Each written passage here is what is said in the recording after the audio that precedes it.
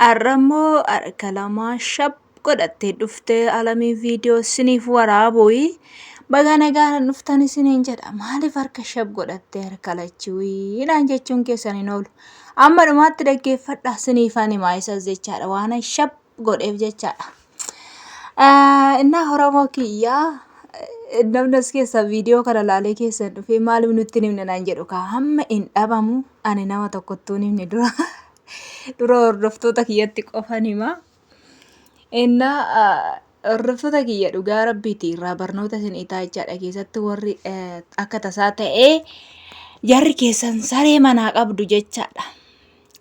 Saree warri manaa qabdu isiniin jedha. Harka kiyya lachuu qac ana gootee kunoo na qacaqqacce asuma hospitaala dhaqee shaggodhanii naa hidhan isiniin jedha. Akkana amma dubbadhu kana miti viidiyoo kanaaf isinii hojjechuu dhiiseeyyuudhaani. Innaa akkasii isiniin jedhamaa miti immoo badaa miti na ciniinti jirti saree qabdi. Ijoollee natu guddise seexana gurraatti keessa natti ergame ta'uun beeku malee saree kana natu guddise jechaadha. Shaaworii gashu anaa. Qorra keessatti hin deemu anaa, ho'a keessatti hin deemu anaa, nyaachisu anaa, oduma harka kiyyarra nyaattuu deebitee na nyaatte isiniin jedha. Akkuma tasaa ta'ee guyyaa gaafa sana ani mata bakan ta'aa jira. Otoon ta'aa jiru mucaan na waamee waarrateet kottume morma ishiitti sassalata keenya naan jedhe. Kofa gidduu galfadhu baqqaatti keenyaan jedheeni. Inni fooxaadhaan afaan ishii ukkaamsee sareen kiyya haarte. Waggaadhaan afaanitti kaa'uudhaa dhaqu. Innaa mucaa harkaa utaalteet ijoo dhugaa rabbi maaliin godhare dhiiga isaa mul'ise koyotu binnaan iyyamu sinis irrifattu sinin jedha. Amma homaa miti. Innaa achumaan harka koo lamaan saachaadha tokko mucaan dandeenyarraa qabu dha. Mucaan garuu guddaadha bara xiqqaa miti. Irrifateetuma afaan banee jedha afaan banee dhiitii banee jirtu sinin jedha. Innaanis immoo wasbilaa beektu waan ittiin ofirraa rukutan hin qaban saree harka kana yoo kana ciniinti kanaa yoo rukute kana ciniinti akka duwwaa. Yesuus Kiristoos na oolche isiniin jedha. Idda koon tuqne homaa miti. Innaa idda koon tuqne kan foon kodha jechaadha. Foon korraa dhiigni ba'e malee idda koon tuqne Waaqayyo na oolchee jira.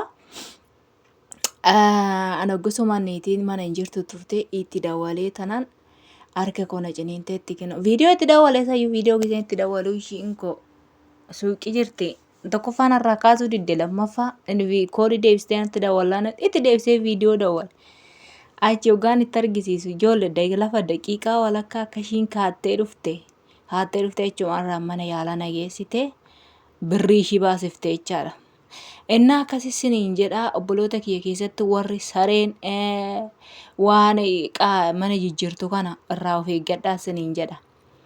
Ana tokkoffaa narraa ishii kudhumaaf Waaqayyo gooftaan harka koo ciniinsise ta'uun beeku.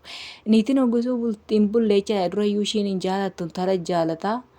Innaa achi narraa baastee nama biraatti kenniteef hoggasuma nama biraatti narraa hiikamte ijoollee dhugaa rabbi madaaminti yabayetti dhagizee kana irree tokko nama ciniintee jetteetuma nama laaltechaadha.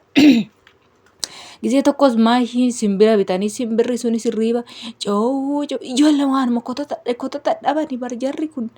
Innaa ishiin innatti jiteet achi baranan barandaa banee fooqii arfaffaarra waan hin jiruufu barandaa biraan oola waan ta'eef barandaa banee jettee lafa buute takkittiin hoggaa ishiin buutu tokko achumaan lapha ishii godhee makiinaa keessa godhatee boodee fudhatee bade tokko hin jedhe takkittiin sun afaan walitti qabachuu diddee iyyite.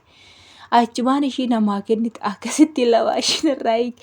Ammas immoo tana saree natti bitan saree tana wayyoo ijoollee akka wajjin xiraa'ee akkamitti isinitti maree yaa jireenya biyya Oromaa kana. Edaa akkanatti malee biddeenni hin jiru.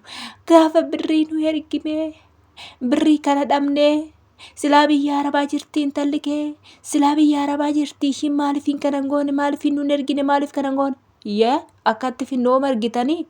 Kunoo qacceetti jennee dhiiga keenya xaphetti goonee waarannee finna barra. Qorra dandeenyetti akkasitti finna isiniin jedha. Kanaafuu maraafiyyuu hordoftoota kiyyaa akkanatti ani ooleera homaa miti. idda kun tuqne sareen illee saree fayyaadha. Saree mana jirtu jechaadha. Kan ofii guddisanii kan baqaasayyuu marfee fudhattu qulqullu kan taate jechaadha. Ana waaqayyo jira waan hundumaafuu isiniin jedha. Ana waasaan beeku Itoophiyaatti saree nan jaalattu bar. Asumatti illee saree nan jaalattu. Ani kanan na dhibe bar. Innaa waamiti isiniin jedha. Kanaafiyyuu akkasitti akkanattiin kanaaf badee viidiyoodhaan bahee viidiyoo isinii hojjechuu dhiisee otoon kan namaarraa haasa'u anayyuu dhuftee rakkoo na bira galtee jirti. Irrifatinaa isiniin jechuun barbaada. Ani dhiiga isaas asitti isiniin mul'isne naan iyyamu waan ta'eefi lammaffaa immoo hordoftoota kiyyaa isinillee irrifatinaa irraa of eeggadhaa. Warri sareen mana isin jirtu. Ani nan taphachiisaa natti aantii natu nyaachisaa natu baasaa hin jedhina. Guyyaanuma tokko isinitti garagartee isin nyaatti. Otuma isinirraa nyaattuu deebitee isin nyaatte jechaadha. Laalawee hojii seexanaa dhugaa rabbi otoo namarraa nyaattuu deebitee nama nyaatti. Yaa balleessu narraa balleesseera na waaqayyo. Inni galataa fudhatu isiniin jechuun barbaada hordoftoota kiyyaa akkas ture kaa dubbiin kunooyi alamiin isa kanaaf badde isiniin jedha. Warri mana koo haaraa dhuftan asumaan sabskiraayib gochuu hin dagatinaayi. Warri dura jirtan immoo laayikii godhaayi koomentii irratti immoo yaada qabdannaa barreessayi. Baga sirraa balleesse baga sirraa balleesse. Akkuma amantii keessanitti baga rabbiin sirraa ishii dhabamsiisedha. Kaan immoo akkuma amantii keessanitti jechaadha. Baga sirraa balleesse waaqayyoon kee'ii. Sirraa adda baasee naan jedhaa isiniin jedhaa waan na dhaggeeffattaniif hedduutu akka galatoomaa baay'ee kanan jaaladhu. Hiriyoota kooti isin hordoftoota kiyyachaan hiriyoota koo haadhaaf abbaa koo obbolaa koo isinidha jechaadha. Ani amma eenyumattu inni mochaadha garuu nama tokko tas keessa jira. Obboleettiin dhiigaa tokko kan dhaggeeffattan mamaa natti himneettee natti dutti keessan yeroo gaarii qabaadhaa isiniin jedhaa. Chaawu.